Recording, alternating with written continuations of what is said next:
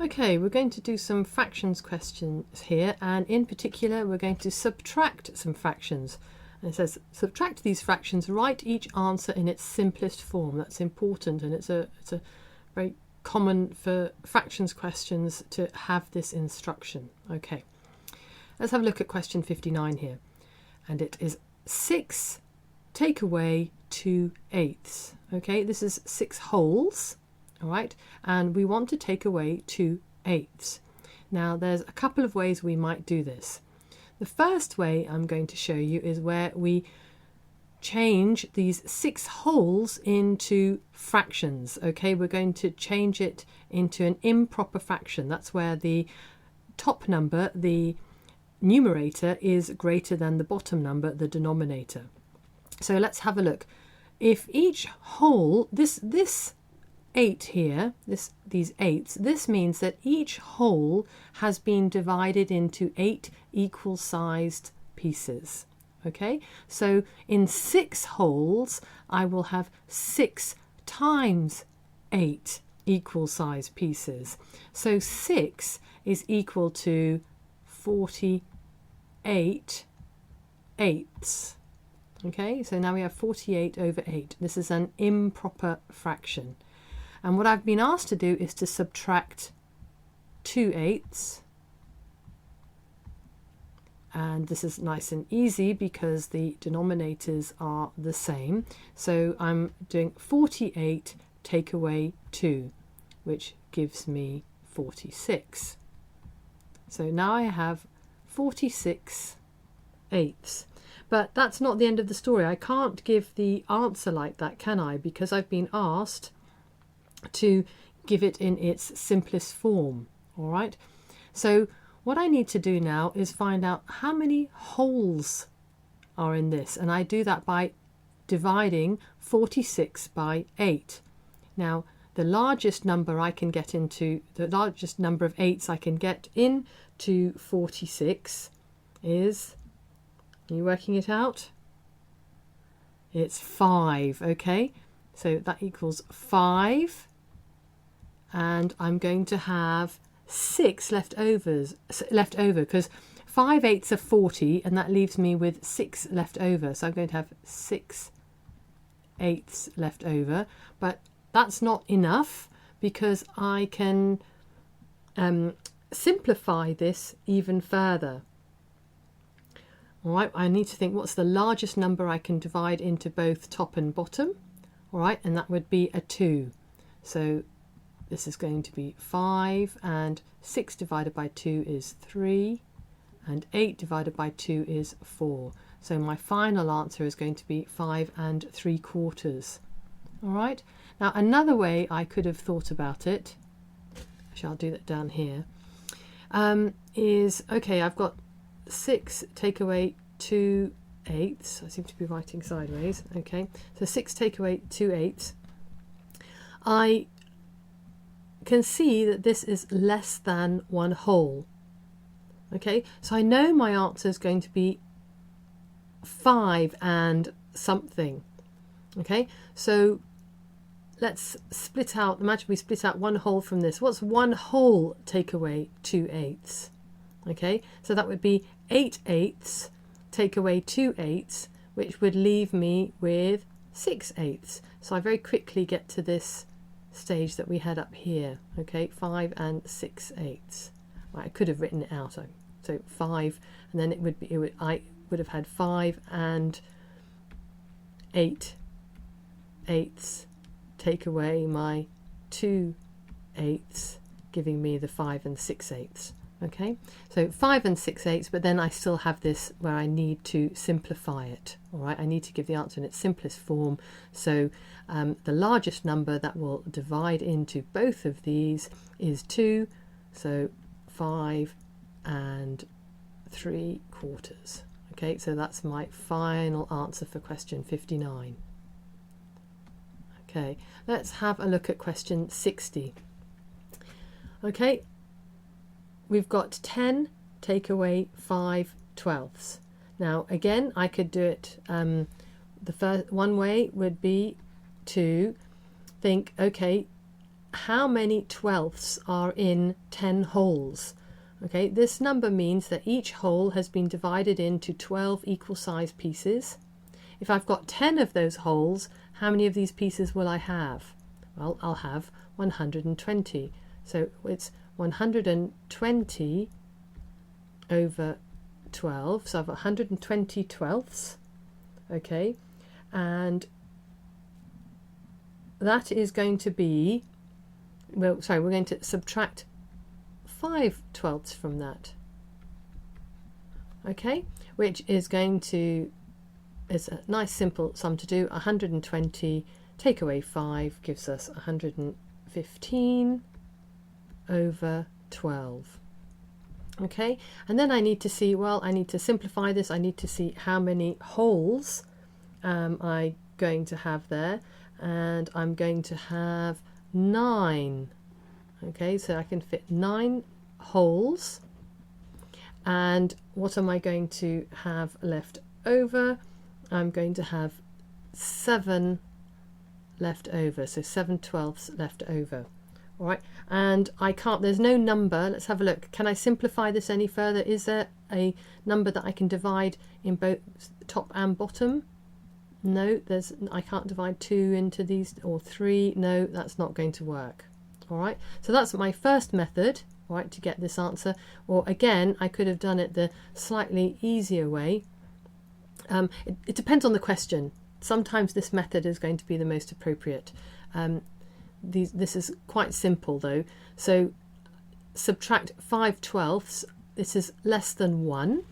Okay, so I know I'm going to have an answer 9. So imagine I've got 9, and then I'm like splitting the 10th one into 12. So it's as if I've got 9 and 12 twelfths.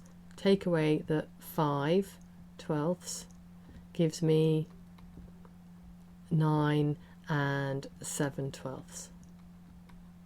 Okay, can you see? So you just have to, use the method that makes more sense to you, but remember that sometimes this is going to be the method that works best, especially if this second number is an improper fraction, all right, where the numerator is greater than the denominator. Right, let's try another one. Okay, let's have a look at question 61. Okay, so we've got, well, actually this is quite a nice simple one. Okay, we've got 8 over 9 take away 2 over 9. So 8 ninths take away 2 ninths. What is that now? Let's have a look. Could this be as easy as it looks? Let's check. Are the denominators the same? Yes, they are. And that means I can just simply subtract this number from that number. So 8 take away 2 gives me 6 ninths. Now note the original instruction to write each answer in its simplest form, and what's the biggest number that I could fit into both top and bottom. All right, what's the highest common factor that they have, and that is 3. So 6 divided by 3 is 2, and 9 divided by 3 is 3. So my final answer is 2/3. Okay, let's have a look. Let's go on to question 62. Right, 62 is getting a little bit more complicated. We have 9/10 take away 1/2. Now, okay, we can understand these fractions, but there is a problem here. This is not as easy as this one, because we cannot add or subtract fractions if the denominators are not the same. So we need to change one denominator or both so that the denominators are the same, and we can then carry out the operation. All right, so let's have a look. What we're going to do is we'll write 9/10. But what I need to do is change this half, all right, into tenths. Let's have a look. I've got half here, and I want to change it into tenths. Okay, I want to change it so that the denominator is tenths. What do I have to do to 2 to get to 10? Well, I want to multiply that by 5. All right, 2 times 5 is 10. Whatever I do to the bottom, I have to do to the top to maintain the same value. Okay, 1 times 5 is 5. All right, so I now have 1/10 written, 1/2 written in tenths. This fraction, although it looks different, has the same value as this one. All right, so I'm rewriting my question here. 9/10 subtract 5/10.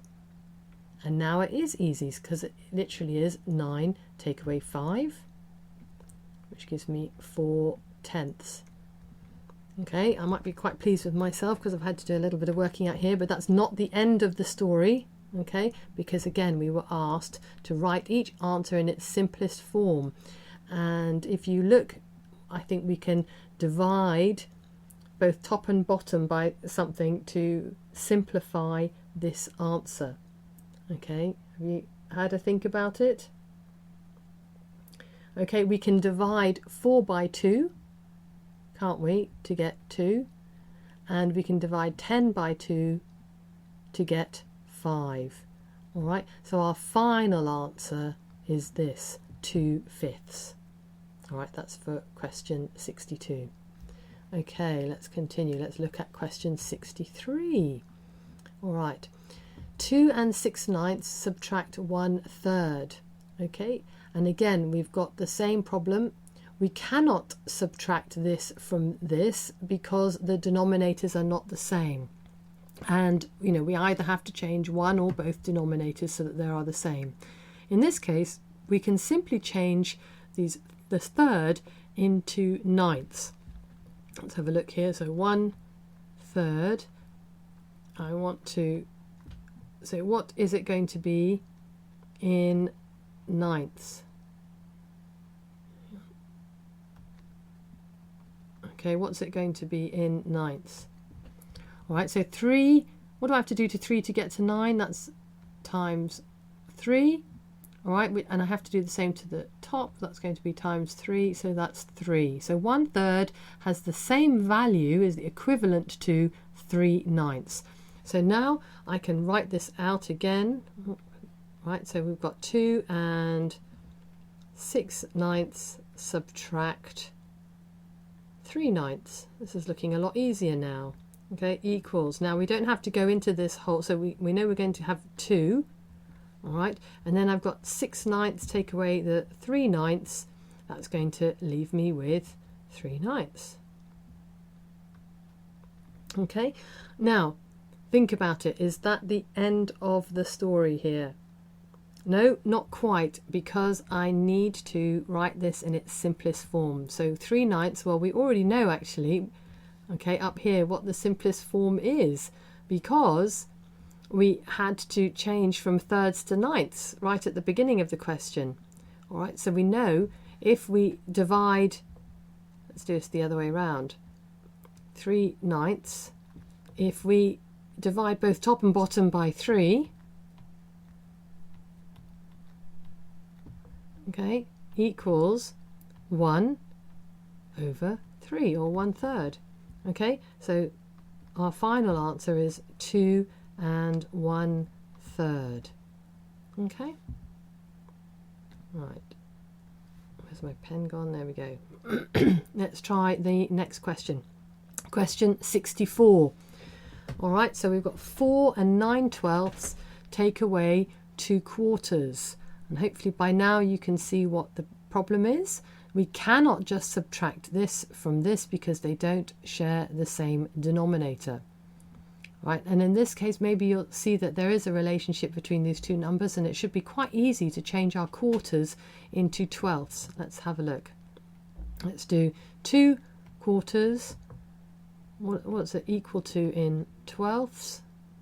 Okay, 4 times what is 12? 4 times 3 is 12. So if I have done that to the bottom, I need to do the same to the top. 2 times 3 is 6. Okay, 6/12. Okay, so I now have this, I can rewrite it down here, 4 and 9/12 subtract 6/12.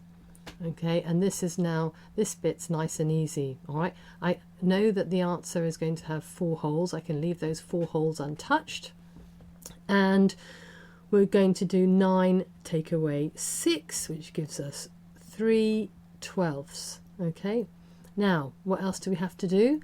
Remember, simplest form. Okay, what number can I divide into both top and bottom? What's the largest number I can divide into both top and bottom in order to simplify this? Okay, that's the same as finding the highest common factor. Right, and hopefully you can see that it's 3. Okay, so we've got the 4. 3 divided by 3 is 1. 12 divided by 3 is 4. So our final answer is 4 1/4. Okay, right, let's go on to question 65, and we have 5 7/12 take away 1/4. All right, a very similar problem. Okay, so remember, how did we convert 1/4 into 12ths? Remember, you can pause this video at any time to have a go yourself before I do it. Okay, so 1/4, how am I going to convert that into 12ths? Well, 4 times 3 is 12, so 1 times 3 is 3. So that's going to be 3/12. Okay, so now my question is 5 7/12 take away 3/12. Okay, and what does that give us? So really we just need to take that 3 away from the 7. Okay, which gives us, we've left that 5 untouched, so 5 4/12. All right, we have to simplify this. All right, is there a number that we could divide into top and bottom? What's the biggest number we can divide into top and bottom? Okay, what is it? Well, in fact, that's a 4, isn't it? So I can divide 4 into 4, and I can divide 4 into 12. So again, my 5 is untouched. 4 divided by 4 is 1, and 12 divided by 4 is 3. So our final answer, okay, is 5 1/3. Okay, and on to the last one here. Now this is looking a little more complicated because we've got 2 subtractions here.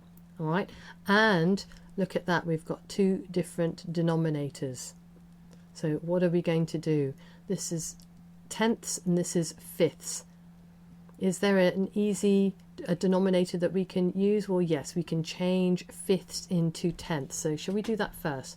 What's 2/5 expressed as tenths? Okay, so here's tenths.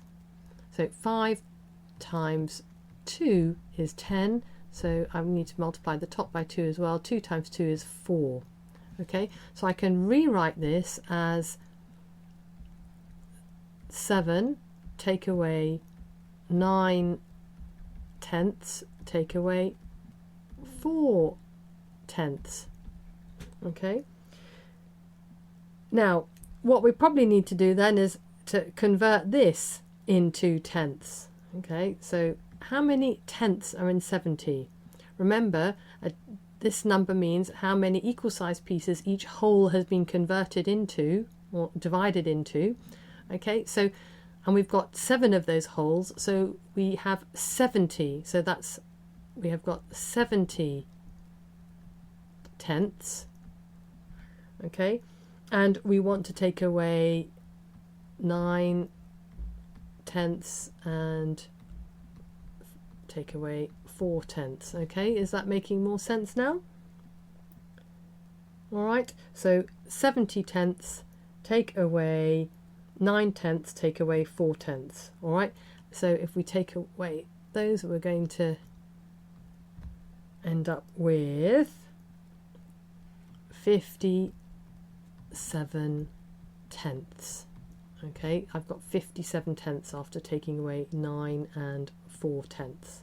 Okay, so 57 tenths. Now we need to see how many wholes are in 57. Okay, now I know that 5 times 10 is 50.